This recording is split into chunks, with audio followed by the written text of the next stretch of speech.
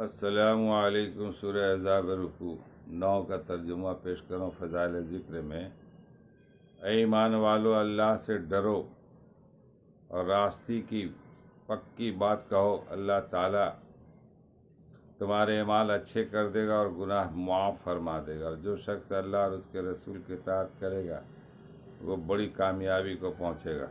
فائدہ: حضرت عبداللہ بن عباس رضی اللہ تعالیٰ عنہ، حضرت اکرمہ رضی اللہ تعالیٰ عنہ دونوں حضرات سے یہ نقل کیا گیا کہ قول سدیدہ کے معنی یہ ہے کہ لا الہ الا اللہ کہا کرو۔ ایک حدیث میں آیا کہ سب سے زیادہ پکے اعمال 3 چیزیں ہیں: ہر حال میں اللہ کا ذکر کرنا، غمی ہو یا خوشی، تنگی ہو یا فراخی۔ دوسرے، اپنے بارے میں انصاف کا معاملہ کرنا، یہ نہ ہو کہ دوسروں پر تو زور دکھلا دے اور جب کوئی اپنا معاملہ ہو تو ادھر ادھر کی کہنے لگے۔ تیسرے، بھائی کے ساتھ مالی ہمدردی کرنا۔ سورہ زمر رکوع 2 کا ترجمہ ہے کہ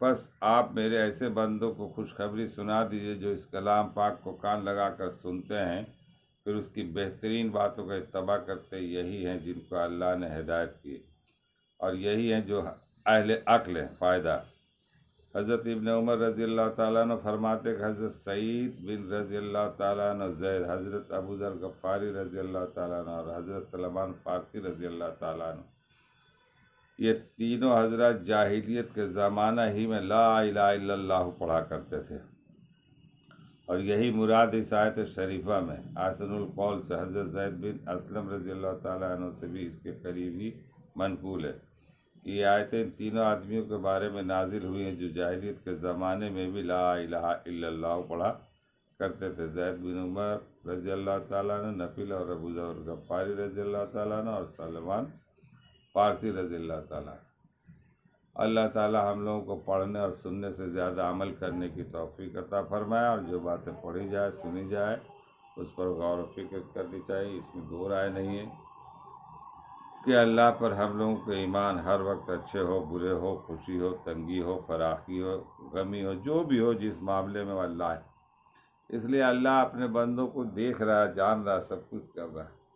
اگر ہمارے ساتھ کوئی تکلیف ہو رہی ہے تو اس میں بھی کوئی مصلحت ہے، کوئی اللہ کی جو ہے نا بہت بڑی مصلحت ہے۔ اللہ کے معاملہ اللہ ہی بہتر جانتا ہے۔ آخر کبھی زندگی ہے تو زندگی میں طرح طرح کی باتیں آتے ہیں، کبھی خوشی کبھی غم۔ اس لیے کہا گیا کہ خوشی آئے تو اللہ کا شکر ادا کیا کرے، اور غم آئے تو صبر کیا کرے۔ اس کے سوا اور کوئی چارہ نہیں۔ مگر لوگ غم کے اندر پڑانگ بکنے لگتے ہیں، بولنے لگتے ہیں، اور اللہ پر بہتان لگانے لگتے ہیں۔ ارے اللہ تعالیٰ پر بہتان لگا کے کیا کرو؟ اپنے غریبہ میں جھانکو، اپنے اعمال میں دیکھو، بات سمجھ میں آئے گی کیوں تکلیف ہوئی۔ اور تکلیف ہونے کی بھی دو، جو ہمارے اکابرین فرماتے ہیں کہ اگر کوئی مصیبت ہے، تکلیف ہے، تو 2 وجہ سے: ایک ہے آپ کے اندر کوئی خرابی ہے تو اس اچھائی کو جو ہے نا اچھائی کرنے کے لیے اس جو ہے نا تکلیفیں دیجیے، تاکہ تم اللہ کی طرف راغب ہو جاؤ اور اس کے اذکار میں لگے رہو۔ اور دوسرے کہ پھر اللہ تعالیٰ آپ کے مرتبہ کو اور بڑھانا چاہتے ہیں، تکلیف دے کے۔ یعنی جب آدمی انسان تکلیف میں رہتا ہے